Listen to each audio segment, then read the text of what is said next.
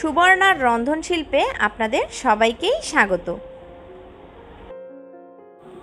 নমস্কার বন্ধুরা, আজকে আমি আপনাদের সাথে ভীষণ উপকারী একটা শাকের রেসিপি নিয়ে হাজির হয়েছি। আজকে আমি আপনাদেরকে দণ্ডকলস বা এটাকে অনেকে কাউনশির শাকও বলে থাকে, সেই কাউনশির শাকের ভর্তার রেসিপিটাই আপনাদের সাথে শেয়ার করব। এটা কিন্তু ভীষণ উপকারী একটা শাক। এটা যাদের ব্যথা আছে তারাও খেতে পারবেন, তাহলে কিন্তু ব্যথার অনেক উপশম করে। আর এছাড়াও আরও অনেক উপকারিতা রয়েছে। তো চলুন তাহলে দেরি না করে আমরা এই শাকের রেসিপিটা দেখে নেই।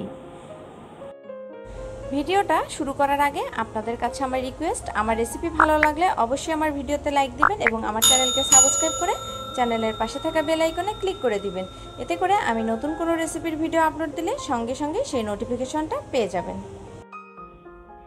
তো দণ্ডকলস শাক বা কাউনশির শাকটা কিন্তু ঠিক এরকম হয়ে থাকে, দেখতেই পাচ্ছেন। এটাকে অনেকেই অনেক নামে চিনে থাকে। তো শাকগুলোকে ভালো করে বেছে ধুয়ে নিয়েছি। এখন চলে যাচ্ছি রান্নায়। তো চুলায় একটা ফ্রাইং প্যান বসিয়ে দিয়ে এর মধ্যে দিয়েছি 2 টেবিল চামচ সরিষার তেল। তেলটা গরম হয়ে গেছে। এখন এর মধ্যে দিয়ে দিলাম হাফ চা চামচ কালো জিরা। কালো জিরাটাকে কয়েক সেকেন্ড নাড়াচাড়া করে নেওয়ার পরে এর মধ্যে দিয়ে দিলাম রসুন। এখানে আমি 2টো মাঝারি সাইজের রসুন ছালগুলোকে ছাড়িয়ে কোয়া বের করে নিয়েছি। তার সাথে দিয়ে দিলাম কয়েকটা কাঁচামরিচ। এগুলোকে কিছুক্ষণ নাড়াচাড়া করে নেওয়ার পরে এর মধ্যে দিয়ে দিচ্ছি শাকগুলো। তারপরে দিয়ে দিচ্ছি স্বাদ মতো লবণ এবং হাফ চা চামচ হলুদের গুঁড়া। এখন সমস্ত উপকরণগুলোকে ভালো করে নাড়াচাড়া করে নিয়ে এর মধ্যে পানি দিয়ে দিব।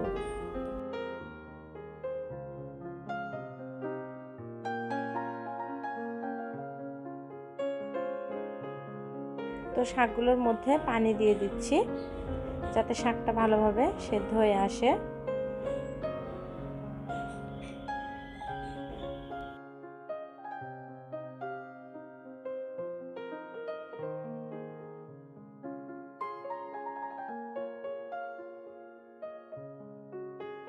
এখন এগুলোকে ঢাকা দিয়ে দিচ্ছি, আর মাঝে মধ্যে ঢাকনা খুলে নাড়াচাড়া করে দিতে হবে যতক্ষণ না শাকটা ভালোভাবে সেদ্ধ হয়ে এর পানিটা পুরোপুরি শুকিয়ে আসছে। তো প্রায় 5-6 মিনিট মিডিয়াম আঁচে রান্না করে নেওয়ার পরে দেখতেই পাচ্ছেন শাকগুলো খুব সুন্দরভাবে সেদ্ধ হয়ে গেছে এবং এর মধ্যে যে পানিটা ছিল সেটা পুরোপুরি শুকিয়ে গেছে।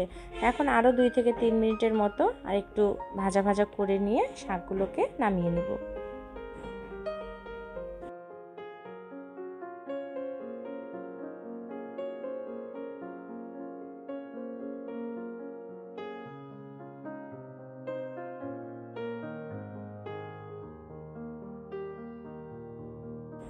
তো শাকগুলোকে শিলপাটা পরিষ্কার করে ধুয়ে এর মধ্যে তুলে নিয়েছি।